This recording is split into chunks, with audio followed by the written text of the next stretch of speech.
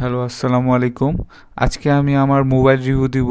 মোবাইলটা হচ্ছে 2020 সালে কেনা হয়েছিল। এটা হচ্ছে Redmi note 9 pro global version.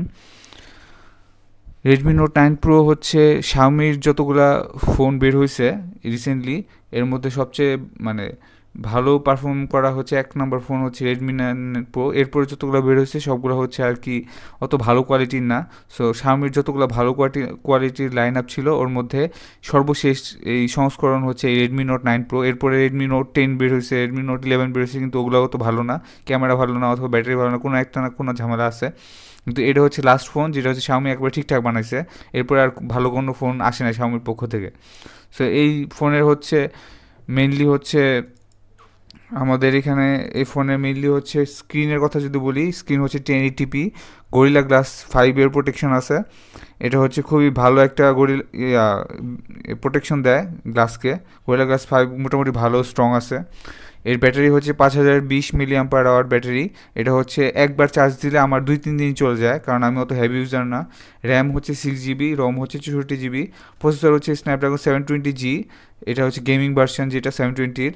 আর অ্যাডিনো 618 হচ্ছে আমার প্রসেসর, গ্রাফিক্স প্রসেসর। ওএস হচ্ছে আমার শুরুতে আসছিল MIUI 12 অ্যান্ড্রয়েড 10, এখন বর্তমানে আপডেট হয়ে আসছে MIUI 14 অ্যান্ড্রয়েড 12। এর আগে ছিল অ্যান্ড্রয়েড 10 MIUI 12, এখন আপডেট হয়ে আসছে MIUI 14 অ্যান্ড্রয়েড 12। আর ক্যামেরা এটার হচ্ছে ব্যাক ক্যামেরা হচ্ছে 64 মেগাপিক্সেল ওয়াইড ক্যামেরা, 8 মেগাপিক্সেলের আল্ট্রা ওয়াইড ক্যামেরা, 5 মেগাপিক্সেলের হচ্ছে ম্যাক্রো ক্যামেরা, 3 মেগাপিক্সেলের হচ্ছে 2 মেগাপিক্সেল হচ্ছে ফ্রন্ট ক্যামেরা, ডেপথ ক্যামেরা, এবং 16 মেগাপিক্সেলের ফ্রন্ট ক্যামেরা। আসুন আমরা কিছু ছবি দেখে নেই এই ক্যামেরা দিয়ে কীরকম ভালো ছবি ওঠে। প্রথমে যে ছবিটা দেখতে পাচ্ছেন এটা হচ্ছে ফ্রন্ট ক্যামেরা দ্বারা তোলা। ফ্রন্ট ক্যামেরাতে হচ্ছে ছবি মোটামুটি ভালোই আসে। এটা হচ্ছে 16 মেগাপিক্সেলের একটা ক্যামেরা। এরপরে যে ছবি দেখতে পাচ্ছেন সেটা আমার গিটারের ছবি, এটা ব্যাক ক্যামেরা দিয়ে তোলা, এই 64 মেগাপিক্সেলের। তারপরে হচ্ছে নাইট মোডে তোলা একটা ছবি, এটা হচ্ছে আমার সন্ধ্যার সময় তোলা, নাইট মোডে তোলা। আরেকটা ছবি আছে বিকেলবেলা তোলা, এটাও নাইট মোডে তোলা। এই ছবিটা দেখুন কীরকম হয়েছে। আর আরেকটা ছবি এটা অন্ধকার রাত্রেবেলা তোলা, একবার গোরস্থানে তোলা। তো হচ্ছে এই ছবিটা হচ্ছে অনেকটা ভেঙে আসছে, ভালো ক্লিয়ার আসে নাই, কারণ লাইটের পরিমাণ খুবই কম ছিল। তারপর একটা ছবি সেটা হচ্ছে দুপুরবেলা তোলা, এটা মোটামুটি ভালো আসছে। আর তারপর এই তো আমার, যদি বলেন যে আপনি এখন 2025 সালে এসে এই ফোনটা কিনবেন কি না, আমার মতে 2025 সালে এই ফোনটা যদি সেকেন্ড হ্যান্ড কিনেন তাহলে আপনি জিতবেন, ঠকবেন না। কারণ এটা আপনি কিনতে গেলে, আমি যখন কিনছিলাম তখন 27,000 টাকা পড়ছিল অফিসিয়াল ভার্সন।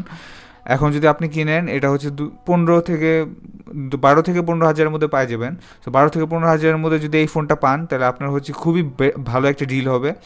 আর যদি আপনি চিন্তা করেন যে না, এই ফোনটা হচ্ছে এখন আমি ব্র্যান্ড নিউ কিনবো, ব্র্যান্ড নিউ কিনলে আপনি ঠকবেন, ব্র্যান্ড নিউ কিনলে হচ্ছে আপনার কোনো লাভ হবে না, কারণ এরপরে আরও অনেক ফোন আসছে। তো শাওমির যতগুলো ফোন লাইন আপ আসছে রেডমি সিরিজের, সর্বশেষ এই ফোনটাই ভালো আসছে। এরপরে আর অন্যগুলোর মধ্যে মেস আপ করে ফেলছে তারা, ভালো কোনো প্রোডাক্ট নিয়ে আসে নাই। এই জন্য আমি হচ্ছে রেডমি নোট 9-এর পরে আর কোনো মডেল কিনার প্রেফার করবো না। আপনি যদি অন্য কোনো রেডমি নোট 9-এর পর যেতে ভালো কোনো সেট কিনতে চান তাহলে স্যামসাংয়ের দিকে যেতে হবে, অ্যাপলের দিকে যেতে হবে, ওরা হচ্ছে বেটার ফোন বানায়। কিন্তু আপনি যদি রেডমি নোট সিরিজের কিনেন তাহলে হচ্ছে সেকেন্ড হ্যান্ড কিনবেন এবং রেডমি নোট 9 প্রো এটাই কিনবেন। ওকে, ঠিক আছে, আল্লাহ হাফেজ। আজকে আর অধিক নয়, আজকে এখানে শেষ করছি। টাটা।